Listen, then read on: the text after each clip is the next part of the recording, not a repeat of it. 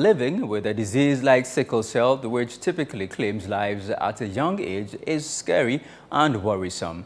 Surviving for 5 decades with a condition is extraordinary. Channel One News' Ejubi Wiafia-Kinting brings us the inspiring story of a cause. According to the World Health Organization, more than 66% of the 120 million people affected by sickle cell disease live in Africa. In Ghana, around 2% of children are born with sickle cell, amounting to 18,000 to 20,000 babies each year. Research suggests that a genetic mutation responsible for sickle cell originated in Africa centuries ago as a defense against malaria, historically a leading cause of death on the continent. Sickle cell disease is a genetic disorder that causes red blood cells to take on a crescent shape, making them fragile and prone to breaking down. For a condition that often leads to premature death, a cause, not her real name, has defied the odds living with sickle cell for 5 decades. She explains that every moment has been a fight for survival. I would say until the age of about 8, I didn't really know that I was any different from any other person. It was after we moved to Kenya and I had a stroke after the plane flight. That was when I really knew that something was seriously wrong. And the first stroke was at the age of 10, and the second was at the age of 13. And up to the time the second stroke happened, I was okay. I was happy, but after the second stroke, I was like, what use am I in this world? Because I couldn't use my left hand, and I was walking with a limp on my left leg, and it was terrible for me. After I had this, it was like a disability. I wasn't very sociable. I didn't have friends, and I didn't feel good at school, So that in that way, it affected my school because I just wasn't into it. My left leg was already compromised, and now my right leg was also going to be compromised, and that was a very scary time for me. But God being so good, everything has worked out fine. Akko shares how the disease has exposed her to societal stigma throughout her life.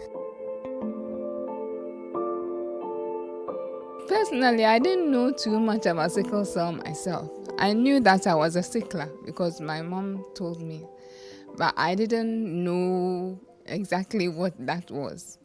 I knew that sometimes I was in pain. That was it. But I didn't know that it's what people, the perception of people around me that made things worse for me. People would make comments, but in the end, I learned to not listen to people.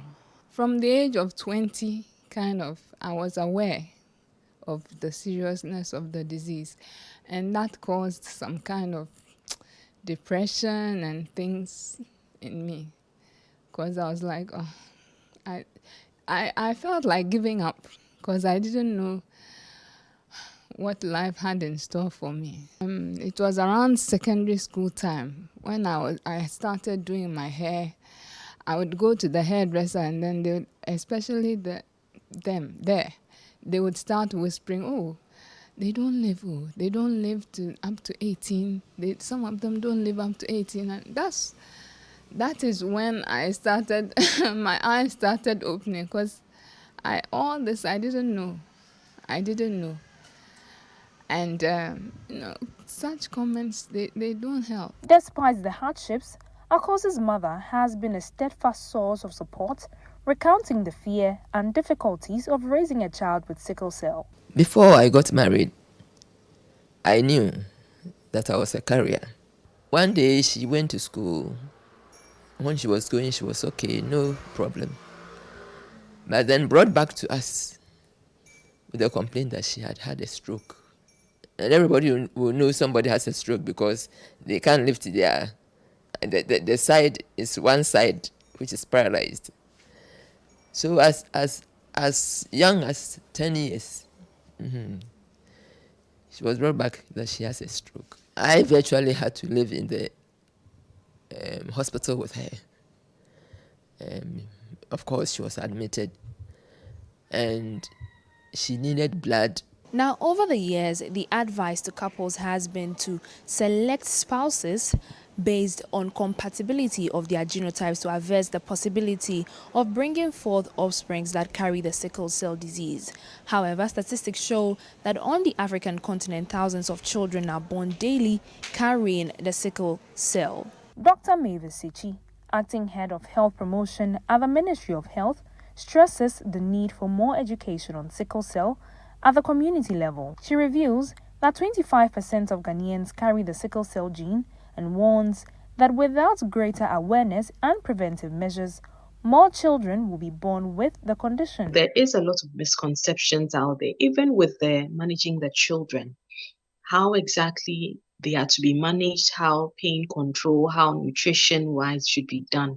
A lot of these are often not highlighted. That 25% of Ghanaians have the sickle cell trait or are carriers for sickle cell, meaning that if nothing is done and we have more of these of our people with sickle cell traits, then more likelihood that we'll have more children with sickle cell. Dr. Sechi also discusses emerging medical treatments that could offer a cure for the disease. In as much as we do not encourage it, because we know of the burden that sickle cell has on individuals and on their families. Sadly, it's not just the child who suffers. The mother suffers, the father suffers, other children suffer. Because if the child is hospitalized, definitely the whole family will have to bear the financial cost of it, the emotional, the social cost of it. It's very tasking. There are, yes, new innovative approaches coming up, and one of the major ones are disease-modifying drugs. That one you did not mention. So there are some drugs like hydroxyurea that help the cell, the red blood cell that supposed to change and become a sickle. It helps to stay that way. It helps to stabilize that red blood cell. So hydroxyurea is one of the very effective ways of helping to sort of keep the crisis at bay. Finally, I asked the host what advice she would give to couples considering marriage despite genetic incompatibilities. Here is what she had to say. You would ask my mother, do you wish that you never gave birth to Akos? She won't say no. Because she knows me now, she loves me in spite of all my illnesses and everything. But if you are now embarking on that journey, don't. Child in pain. And I have a son now, an adopted son. I don't think I want to see him in pain for even 1 minute.